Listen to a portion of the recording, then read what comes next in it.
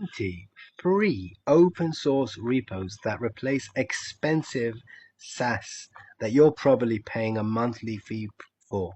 So I'm about to show you the top GitHub projects that replace tools that cost anything between $20 and $500 per month. So click any card to see the full breakdown. I'm going to click them all so you can just watch me do that right now. Let's check it out. So here we are, we're going to see all 20. So the first one, the most expensive one really, is N8N because it replaces Zapier or Make.com. You can literally download it, and some people don't know that you can use it to actually do actions on your computer. Like you could say, whenever I drop a file into that folder, do this, do that. It's got 192,000 GitHub stars. Amazing for automation. So definitely save this video so you don't forget about this. What is it?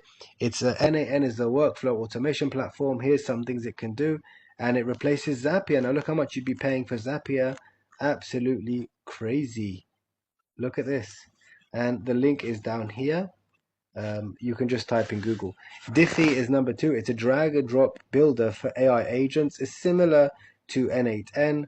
Chatbots with support for 100 models out of the box. Absolutely fantastic. It also has 100,000 GitHub stars, which is absolutely amazing.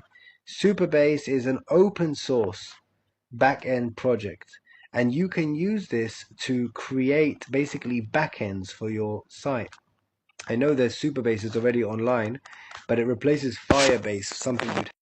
At number 8, we have AppFlowy. 72,000 GitHub stars. Is an AI-powered Notion alternative built in Rust and Flutter. Local first, so your data never leaves your machine. It's amazing for productivity. So it's instead of Notion, you don't have to pay. Browser use. Now this is insane. It replaces Operator. Basically what it is, makes any website usable by AI agents, and it can automate browser tasks with your own local language model. Key, completely open source. Use your own open source models, and you can control your browser using browser use. It's an open source GitHub repo.